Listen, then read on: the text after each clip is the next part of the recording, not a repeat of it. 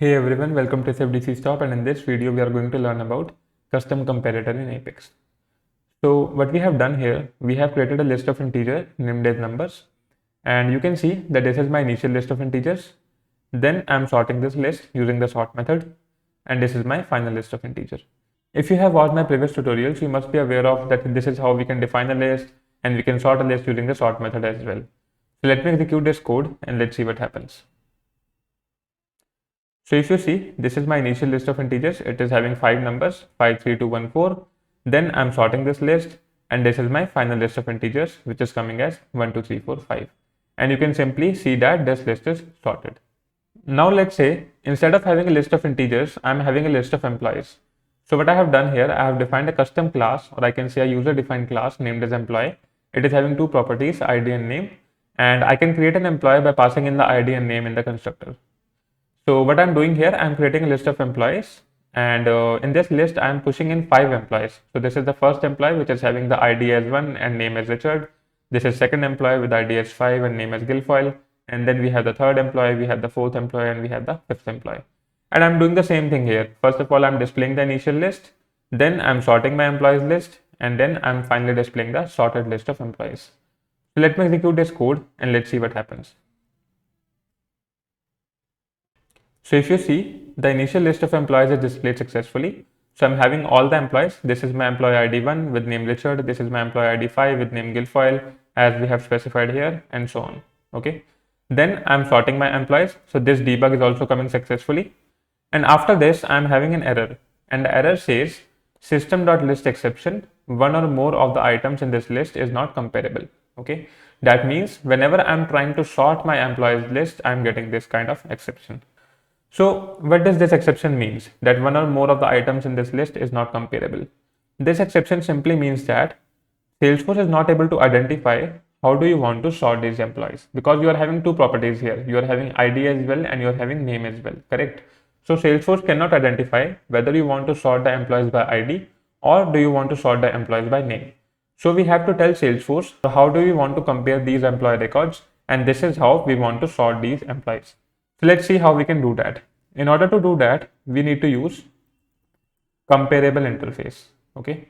So as the error message itself is saying that the list is not comparable, so we are going to implement a comparable interface which is given to us by Salesforce itself, and we are going to use this interface to compare two employees. Inside this interface, we have a method named as compare2 method.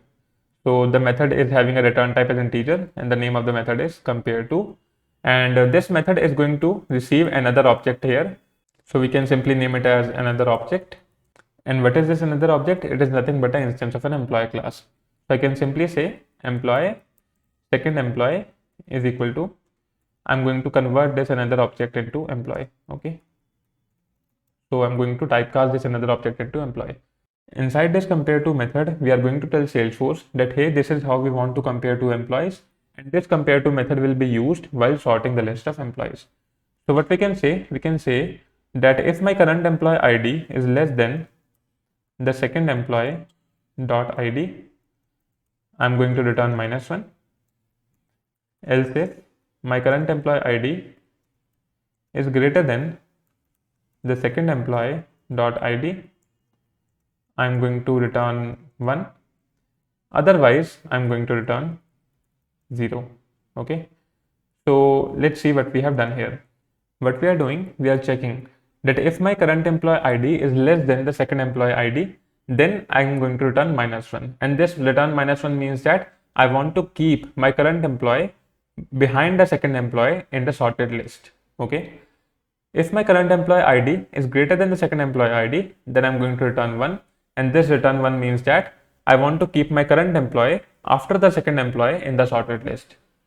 Otherwise, I'm going to return 0. So the other case is only that if my current employee ID is equal to the second employee ID, so I'm going to return 0. This means that it doesn't matter. You can either keep my current employee after the second employee as well, and you can also keep my current employee before the second employee as well in the sorted list. So this is how the compare2 method works, and we need to define this compare2 method as a public or a global method. Okay. So let's execute this code once and let's see what happens. So if you see, this time my code is executed successfully, And you can see here that this is my initial list, which is the same that we created above. Richard, Guilfoyle, Dinesh, Monica and Alik. So it is coming as Richard, Guilfoyle, Dinesh, Monica and Alik. Then I'm sorting my employees and this is my sorted list. And if you see, the list of employees is sorted by ID. So the employee with ID 1 is coming first, the employee with ID 2 is coming second, the employee with ID 3 is coming third, the employee with ID 4 is coming fourth, and the employee with ID 5 is coming at the end. So what is happening, whenever this list is sorted, it is comparing two employee objects one by one, and based on our compare to function, it is going to check that if my current employee ID is less than the second employee ID, it is going to keep my current employee before the second employee. For example, let's say Guilfoyle is my current employee and Dinesh is my second employee. So I can say that is 5 less than 3. If that's the case, I'm going to keep Guilfoyle before Dinesh, but this is not the case, right? Then I'm checking if ID is greater than the second employee ID, return 1.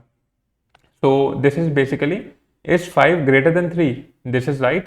So in this case, I'm going to return 1, which means that Guilfoyle should come after Dinesh. And as we know that the ID 5 is greater than ID 3, so Guilfoyle should come after Dinesh in the sorted list. So this is how the compare to function is working. So in this case, you must have noticed that we are sorting the list in the ascending order. Let's say you want to sort a list in descending order. How we can do that? In order to sort a list in the descending order, we can simply say that if my current employee ID is greater than second employee ID, I'm going to keep it before, and if my current employee ID is less than second employee ID, I'm going to keep it after. So I'm just replacing the operators here, and this is going to reverse the order of my sorted list. So let me execute this code once again, and let's see how my employees are sorted this time. So you can see that this is the initial employees list, which is in random order. And after this, I'm having the sorted employees list in descending order. So ID 5 is coming first, then we are having ID 4, then we are having ID 3, then we are having ID 2, and then we are having ID 1, correct? Now, the final part is, you can say that, hey, this is how you are doing in case of IDs. What if I want to use the names in order to sort the employees, right? This is also possible. So what we can do, we can customize our compare to method to compare on the basis of names. So I'm just going to comment out this code. And in this case, instead of using ID, I'm going to use the name. So let's use name here and here as well. Okay. So I'm saying that if my current employee name is lexicographically greater than the second employee name, I'm going to return -1. That means my current employee should come after the second employee because this is the descending order. So let me execute this code and let's see what happens. So if you see in my sorted list, the employees are sorted in the descending order of their names. So Richard is coming first, then we have Monica, then we have Guilfoyle, then we have Alik, and then we have Dinesh. So these are lexicographically sorted in descending order, or I can say alphabetically sorted in descending order. And in case I want to sort them in ascending order, I can simply revert the signs. So I can say that if my current employee names is less than the second employee name, I'm going to return -1. If the current employee name is greater than the second employee name, I'm going to return 1. And that's it. Let me execute this code once again, and this will display the list of employees sorted by their names in ascending order.